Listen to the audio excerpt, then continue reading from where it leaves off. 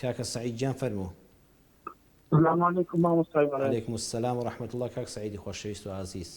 چاوەکەمی مامۆستا تەمەندرێژ بی یا ڕەبی بۆ خزمەتی هەموو دینی ئیسلام مامۆستا بەڕێز. لەگەڵ ئەوەی بەڕێز و هەموو ئیمانداراندا خوای گەورە قبوڵمان بفەرمێ بە خزمەتکارێکی بچکۆلەی ئەم دینەی خۆی. چاوەکەمی مامۆستا وەڵا پرسیارێکم هەیە من. پرسیارەکە لەسەر سەرمان فەرموو. دەڵێن سەردانی گۆڕستان قەبرستان بکەین کە ئەچی بۆ یعنی بۆ لای باوکت و مەسەلەن دایک کە مردووە ئەڵێ جمعانان چاوەڕێ ئەکەن ئەو مردووانە کە ماڵەکانیان بێ.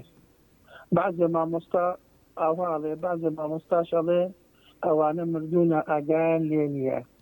ئایا بەڵێ چاوەکەمی ئەگە بۆمان ڕوون کردەوە ئەمەیان ڕاستان ئەویان ڕاستە مامۆستای بەڕێز. بەسەر چاو چاوەکەی مامۆستا زۆر زۆر خوای لە ڕازی بیان خوا. سەر چاوم کاکە سعیدی چەند.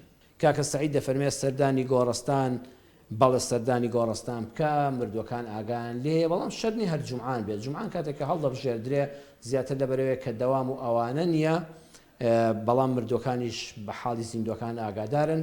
پێغەمبەری خوا صلی الله علیه وسلم پێمان دەفەرمێ کاتێک کە بەلای گۆڕستان ئابڕۆیشتن، کاتێک کە چوونە سەر گۆڕی ئازیزێکتان، کاتێک کە چوونە سەر گۆڕستانێک، ئێمە یەکساڵ ئەلفاتیحە ناوا مەڵێ، یەکەم جا بڵێ سڵاوی خواتان لێبێ ئەهلی گۆڕستان، ئەسسەلام عەلەیکم دارە قەوم مؤمنین. باشە سەلام لە داروبەر ناکرێ، سەلام لە سڵاوی خواتان لێبێ ئەهلی گۆڕستان. بەئیزنی خوایەوە ئیماندارن، ئێمەش بە ئیمانەوە بە ئێوە دەگەین. ئەمە دەستوری پێغەمبەرە صلی الله علیه وسلم کەواتە سڵاویان لێ بکە، یعنی بە ئاگان. بەڕێزان پێغەمبەر صلی الله علیه وسلم چەند فەرموودە هەیە لە ڕۆژدا لە شەودا کاتێک کە خاتو عایشەی هاوسەری خەوتووە، پێغەمبەری خوا صلی الله علیه وسلم خۆی کۆ کردوێتەوە بەو شەو بەو تاریکە چووە سەردانی گۆڕستانی بەقیعی کردو کە هاوڵان و شەهیدانی ئیسلامی تێدا نێڕژراون، سڵاوی لێ کردوون، دوعای خێری بۆ کردوون. پێغەمبەری خوا صلی الله علیه وسلم یەک چرکە لە کاتی مبارەکی خۆی بە شتێک سرف نەکردووە کە جێگا بۆ دنیا و قیامەت نەگرێ، کەشتی زیادە بێ. کەواتە زیارەتی گۆڕستان و دوعاکردن بۆ مردووان و سڵاو لێکردنیان مادام پێغەمبەری خوا صلی الله علیه وسلم بە قسە و بە کردار کردوێتی و ڕێنمایی ئەمەی کردووە، بە ئیزنی خوای گەورە سوود بە مردوەکان دەگەیەنێ و بۆ ئێمەش با قیامەتی خۆمان بەبیر بکەوێتەوە. خۆزگە کە دەچین بۆ گۆڕستان یەکەم شت بیری ئەوە بکەینەوە ئای ئەو دنیای خەڵک چەند بە کۆڵیادا بوو، ئای ئەو دنیای کە ئێمەوە ئەزانین قەت بەجێ نەیاڵین سەیری ئەو مردووانەکە ڕۆژێک فڵان کەست دێتە بەرچاو لەسەر زەویدا چۆن دەهات و دەڕۆی چەند بە تەماح بوو چی دەکرد، ئێستا چی لەگەڵ خۆیان بردووە؟ هیچ.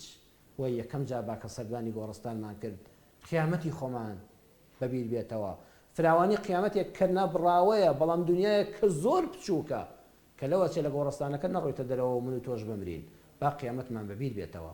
با دوعای خێریان بۆ بکەین. عەرزم کردم پێغەمبەر صلی الله علیه وسلم خۆی سەردانی گۆڕستانی کردووە و سڵاوی لێ مردووەکان کردووە، دوعای خێری بۆ کردوون و ئەمە لە سونەتە چەسپاوە.